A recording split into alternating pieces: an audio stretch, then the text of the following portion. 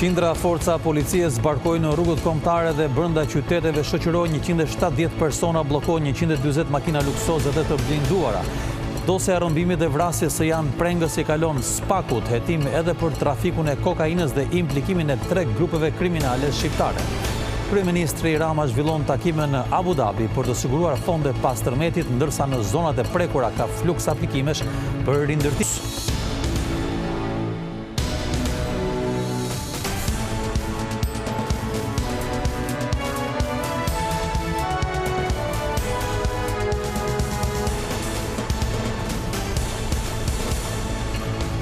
Mirdita, do jemi së bashku me lajmet e drekës këtu në televizionin kombëtar Vizion Plus. Qindra forca policie janë parë ditët e fundit në akset kombëtare si dhe në rrugët kryesore të shumë qyteteve, duke ushtruar kontrollet automjeteve dhe të udhëtarëve. 170 persona janë shoqëruar deri më tani, ndërsa janë bllokuar edhe 140 mjete luksoze, mes të cilave disa janë të blinduara. Forcat e ndërhyrjes së shpejtë dhe drejtoritë vendore të policisë vijojnë kontrollet në mbar vendin për bllokimin e mjeteve luksoze dhe të blinduara, si edhe arrestimin e personave me precedent penal. Deri më tani janë shoqëruar 170 persona me precedent kriminal gjatë aksioneve të zhvilluara në 4 ditët e fundit. Kontrollet janë përqendruar kryesisht tek automjetet luksoze që dyshohet se mund të jenë të trafikuara apo me ndërhyrje në shasi, si edhe mbi persona me precedent kriminal që mund të tentojnë të kryejnë veprimtari kriminale në drejtim të trafikimit të automjeteve, lëndëve narkotike, kontrabandës me mallra apo që qarkullojnë me armë zjarri. Në aksion kanë marrë pjesë FNSH-ja, shqiponjat, patrullat e përgjithshme, policia kriminale dhe ajo e qarkullimit rrugor, pika kontrollit të lëvizshme në orare të ndryshme ditën dhe natën, por edhe kontrolle të befasishme për automjetet në lëvizje në të gjitha qytetet e vendit. Sipas policisë, në këto aksione janë sekuestruar 140 automjete luksoze, të cilat do t'i nënshtrohen verifikimit të dokumentacionit. Verifikimet të tilla me afat kohor të shkurtër do të vijojnë në të gjithë vendin edhe në ditët e ardhshme.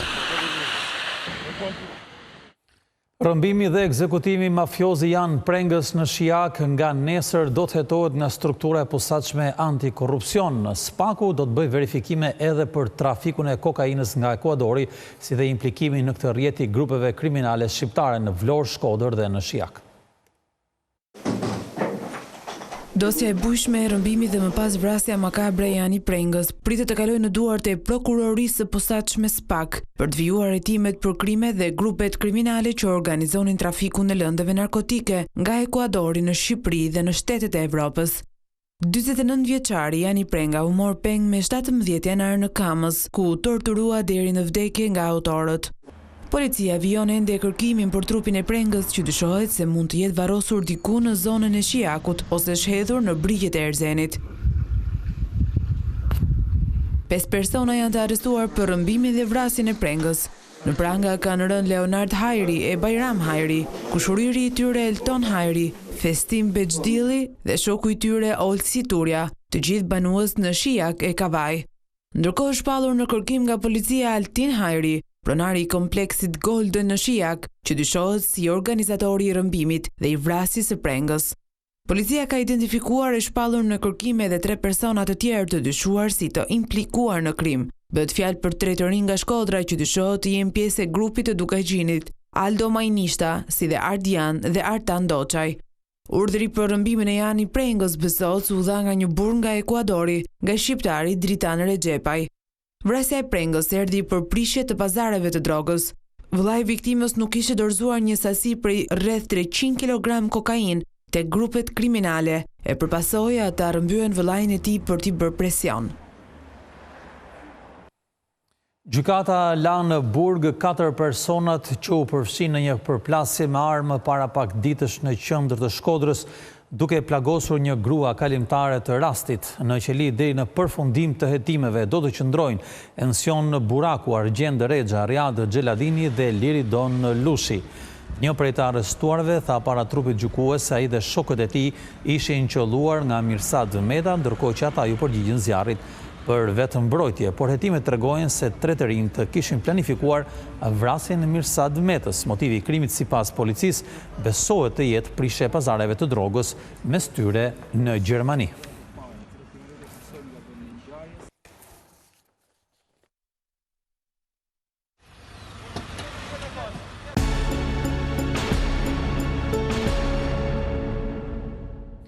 Ekspertët e Komisionit të Venecias mbërritën sot në Shqipëri me synim mbledhjen e të dhënave për paketën anti-shpifje, ndërkohë pas 3 ditësh, tjetër delegacion do të vizitojë Tiranën këtë radhë për të përgatitur një opinion mbi zgjedhjen e anëtarëve të gjykatës kushtetuese. Ka mbritur sot në Tiranë ekipi i parë i ekspertëve të Komisionit të Venecias, të cilët do të hartojnë opinionin për paketën ligjore të njohur me emrin anti-shpifje. Delegacioni i Venecias do të zhvillojë nesër takime me kryetarin e Parlamentit, opozitën, majorancën, komisionet parlamentare, qeverinë dhe autoritetin e mediave audiovizive. Ndërsa të martën, 4 ekspertët do të takohen me presidentin e Republikës Ilir Meta, me anëtar të gjykatës kushtetuese të gjykatës administrative.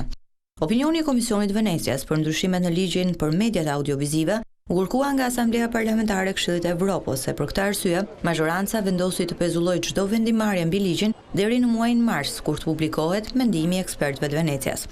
E ndërsa 4 ekspertë do të largohen nga Tirana, në 12 shkurt, një tjetër delegacion i Komisionit Venecias vjen në Shqipëri.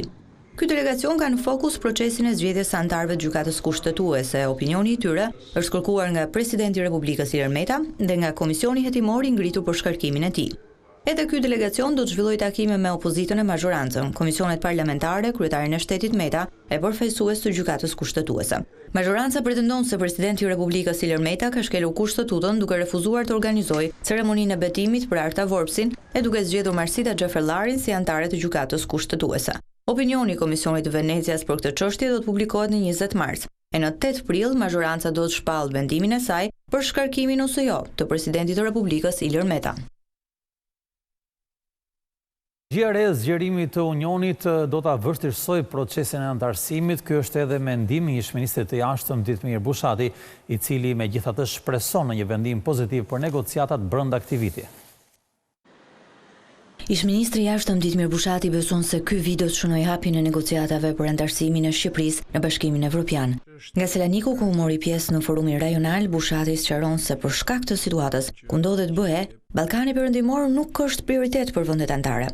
E pavarësisht kësaj, shefi i diplomacisë shpreson në një vendim pozitiv. Dua të besoj që në 2020 ne do të kemi mundësi të shohim fillimin e bisedimeve për anëtarësim me ne, pra me Shqipërinë dhe me Maqedoninë e Veriut. Sipas Bushatit, metodologjia e re e zgjerimit e prezantuar në 5 shkurt e bën procesin e integrimit edhe më të vështirë. Metodologjia e re prezantuar nga ana e Komisionit Evropian është një përpjekje për të zbutur disi qëndrimet e vendeve që kanë kërkuar reformimin e këtij procesi. Natyrisht procesi do të bëhet më kërkues, më politik dhe me mundësi më të mëdha për vendet anëtare për ta pezulluar apo pushuar në momentin që këto vende besojnë se vendi që dëshiron të bëhet anëtar nuk po ecën siç duhet me reformat.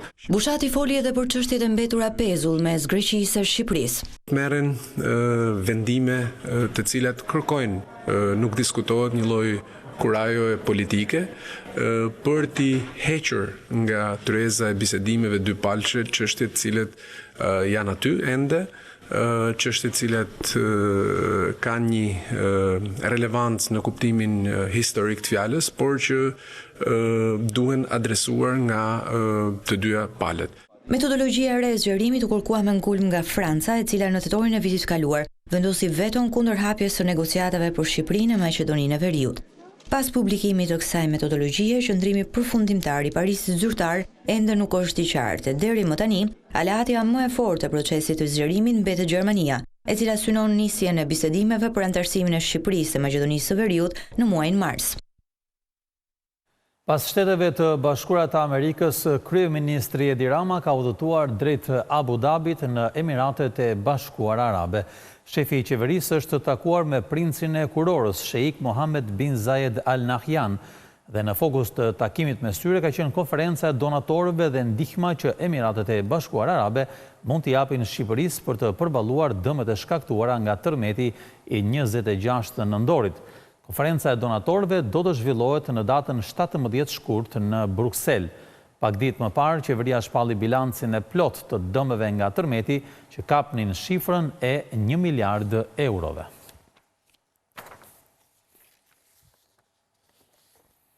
Edhe pse aplikimi është online, 10 banorë të zonave të prekura nga tërmeti janë dyndur në sportelet e bashkive për të plotësuar formularët. Për shkak të fluksit të lartë, autoritetet kanë shtuar edhe sportelet ku njerëzit orientohen se si të aplikojnë për kompensimin financiar. Rreth të gjata janë paraqitur këtë ditë pranë sporteleve të Bashkisë Durrës, ku banorët e prekur nga tërmeti verifikojnë dokumentacionet e nevojshme për të përfituar nga programi i rindërtimit. Në njësinë administrative nr. 4 janë vënë në dispozicion të qytetarëve 7 operator, të cilët orientojnë qytetarët për hapat dhe dokumenta që duhet të plotësojnë për aplikimin Shtëpia ime. Në total në Bashkinë e Durrësit janë hapur 56 sportele, nga ku kryen 20 aplikime në ditë. E njëjta situatë është edhe në Kurbin, ku 10 qytetarë çdo ditë kërkojnë informacion, pas janë të paqartë për procedurat. Ma është të nërë 7:30. Po, 7:30. Sa sportele? Tu, sportele 4. Si përvërim, vikto, të banka aplikua pra borësi, jo se s'ka dalë. Borka se s'ka dalë, ata ka që do ka dalë. Edhe qytetarët në Bashkinë e Fushkrujës, që janë prekur nga tërmeti 26 nëntorit, ankohen për radhët e gjata. Aplikojmë për letrat e shtëpisë. Ka një javë ditë. Ka arsye përse? Arsyeja është sepse mu nuk mi pranim letrat, se është banesa në mënë babës. Edhe dje. Keni qenë edhe dje, dhe s'keni kryer punë. Dini të aplikoni juve? Ja, verën nuk di. Por sipas zyrtarëve të bashkisë, 50% e qytetarëve paraqiten me mangësi në dokumentacione. Gati 50% e njerëzve që janë paraqitur deri tani pranë sporteleve nuk I kanë pat dokumentat e plota dhe janë detyruar që të regjistrohet, por nuk kalon programi pa u përsërit parë dhe një herë që të sill dokumentin që kërkohet. Një pjesë e dyre dokumenteve duhet nga zyra regjistrimit të pasurive ose sektori legalizime. Aplikimet për procesin e rindërtimit do të zgjasin deri në datën 28 shkurt, ndërsa qytetarët do duhet të paraqesin pranë sporteleve certifikatën e pronësisë, fotokopin e kartës së identitetit, certifikat familjare, si dhe një kopje të akt konstatimit të banesës së dëmtuar. 150 milion euro dëme dhe mbi 600 njerëz pa punë ishte bilanci që la pas tërmeti 26 nëntorit tek biznesi. Autoritetet synojnë që të rikthejnë sa më parë normalitetin tek sipërmarrësit, duke krijuar disa lehtësira fiskale. Tërmeti la pas dëme të konsiderueshme edhe tek bizneset, shifra e të cilave arrin në afro 150 milion euro. Duke u referuar të dhënave të raportit përfundimtar të dëmeve, janë 714 sipërmarrje të prekura në 3 qarqet kryesore, Tiranë, Durrës dhe Lezhë. Ndërsa numërohen mbi 600 të papunë si pasojë e dëmtimeve të rënda që kanë mësuar fabrikat si dhe bizneset me aktivitet tregtin. Por më shumë se sa dëmet e shkaktuara për zyrtarët e Ministrisë së Financave, e rëndësishme është rikthimi sa më parë në normalitet. Për mua nuk është më e rëndësishme dëmet që janë shkaktuar, por rifillimi i jetës, rifillimi i punës, pra hyrja përsëri në atë rrjedhën normale të qarkullimit dhe të lëvizjes kapitaleve dhe parave. Nisur nga kjo situatë, Ministria thotë se çdo shpenzim që do të kryejë biznesi me qëllim eliminimin e dëmeve nga tërmeti do të njihen në bilancin përfundimtar si shpenzime të zbritshme nga detyrimet tatimore. Nëse ka dëmtime në aktive qarkulluese në mallra etj, ato do të jenë shpenzime të zbritshme, do të jenë si humbje. Nëse ka shpenzime për, të themi, për heqjen e mbeturinave apo për transportin etj, teksa natyrisht që ato do të jenë pjesë e rezultatit dhe humbjes së biznesit. Nëse ka nevojë për punime restauruese, rikonstruksioni etj të ambienteve, natyrisht që ato do të jenë shpenzime të njohura. Deri në përfundim të periudhës së emergjencës, tatimet nuk do të kryejnë kontrolle tek bizneset, si dhe do të tolerohen edhe vonesat në deklarime, ndërsa do të anullohen dhe penalitetet që gjenerohen nga sistemi. Një aksident I rëndë ka ndodhur mëngjesin e kësaj të diele në Maliq, ku ka mbetur e plagosur rëndë një grua. 40 vjeçarja po kalon të rrugën kur është përplasur nga një automjeti tipit Benz. Mësohet se shkaki i aksidentit është bërë vetë gruaja e cila ka hyrë menjëherë në rrugë duke mos i lënë hapësirë manovrimi shoferit. Ajo është transportuar në spitalin e Korçës ku ndodhet në gjendje të rëndë për jetën. Policia ndërkohë ka shoqëruar në komisariat drejtuesin e makinës për të sqaruar rrethanat e kësaj ngjarje.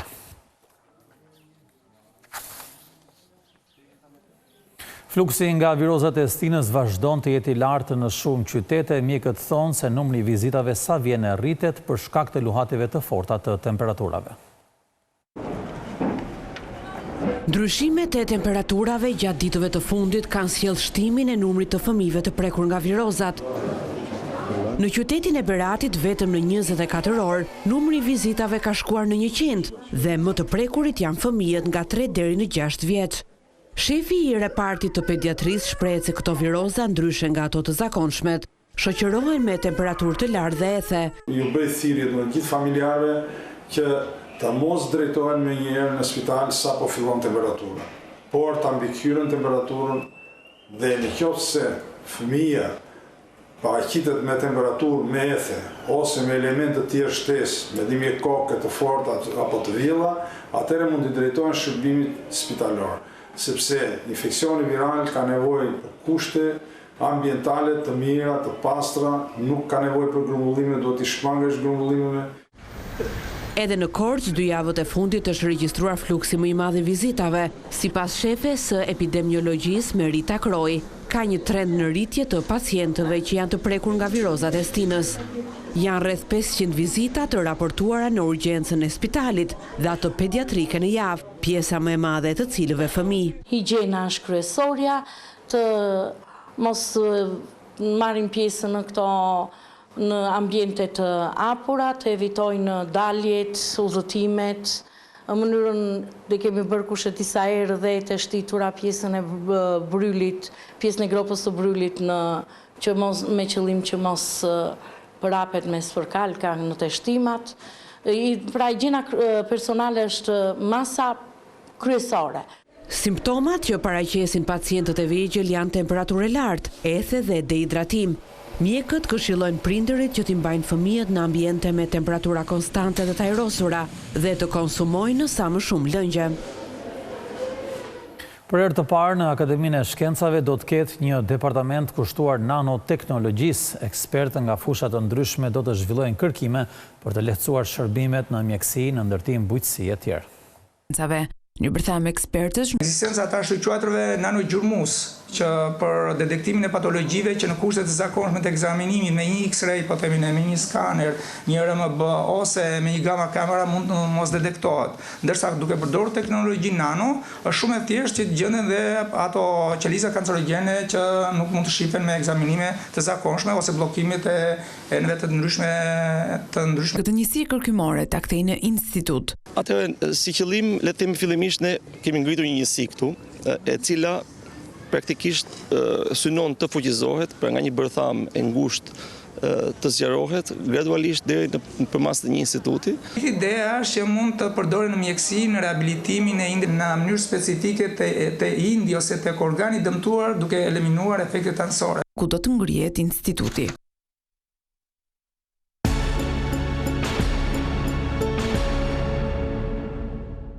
Analizat e një shtetase jetë huaj të dyshuar me koronavirus në Kosovë rezultuan negative. Zyrtarët e Ministrisë së Shëndetësisë siguruan se nuk ka ende asnjë rast me këtë sëmundje, ndërkohë që janë shtuar masat e kontrollit në aeroporte dhe në pikat kufitare. Pas raportimeve për një person të dyshuar të infektuar me koronavirus, pacientja e cila ndodhet në qendrën klinike universitare të Kosovës, rezultoi se nuk është bartëse e sëmundjes.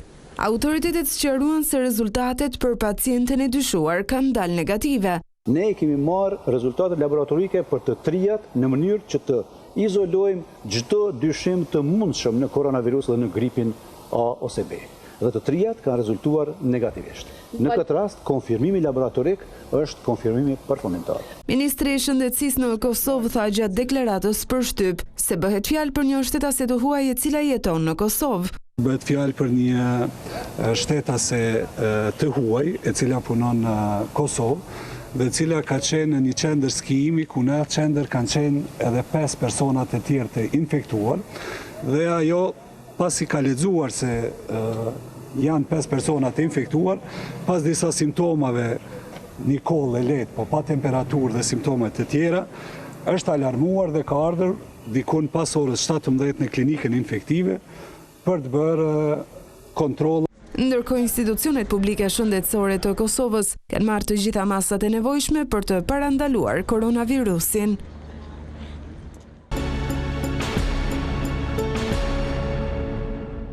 Me rrudhë qendra kombëtare e librit dhe e leximit, ajo synon të nxjisë botimet e reja, të rrisë nivelin e përkthimit dhe të mbështesë autorët për një letërsi sa më cilësore. Një vit pasi Mirela Kumbaro ikje nga Ministria e Kulturës, firmosi krijimin e qendrës kombëtare të librit dhe leximit, institucioni konkretizohet. Atë do të udhëheq Alda Bardyli, që si detyrë të parë do të jetë përpjekja për të vendosur një rregull në lëmin e përkthimit. Krijimi i urdhrit të përkthyesve është një nevojë emergjente për sa i përket situatës me përkthimet në Shqipëri. Ka nevojë për certifikim, nuk flasim vetëm për letërsinë, por flasim edhe për librin studimor, librin shkencor apo librat që ofrohen në universitete apo shkolla sot. Qendra kombëtare e librit dhe leximit është një kërkesë e kahershme, një praktikë që e gjen në disa vende të zhvilluara të Evropës dhe që vokacioni i saj është të mbështesë të gjithë zinxhirin e librit. Në një kohë që ka një presion ndaj vlerave, libri vjen të mbetet e vetmja liria e cila na çon drejt edukimit apo çështje të ndryshme që kanë bëjnë me vazhdimsinë. Ende në fillesat e saj, ky qendër do të funksionojë me 2 borde, i projekteve dhe i besimit. Ky fundit në platformën e Alda Bardylit parashikon të përbëhet nga një ekip këshilltarësh, njerëz të cilët janë të lidhur drejt për drejt me librin, si autor, kritik, botues apo përkthyes, me objektivin për të prodhuar një letërsi cilësore. Përpjekjet jon për t'i dhënë një status autorit apo shkrimtarit do jetë në fokus të kësaj qendre, jo vetëm duke përmirësuar kuadri ligjor, por edhe duke ndikuar në përmirësimin e një sër raportesh që kanë bënë me botuesit, të drejtat e autorit, shpërndarjen e librit, mbështetja e autorëve shqiptar në arenën ndërkombëtare, pasi mendoj që është shumë e rëndësishme që neve të fillojmë që të jemi prezent me gjuhë dhe kulturë në gjuhë të tjera. Si në simotrën e saj atë franceze, pra e shkosa modeli Andeje Shmar, qendra kombëtare e librit dhe leximit do të jetë në varësi të Ministrisë së Kulturës, duke mos i decentralizuar politikat për librin, por duke i përqendruar në çatin e institucionit. Ktu kemi përfunduar me lajmet e dregës. Faleminderit dhe miru takofshëm.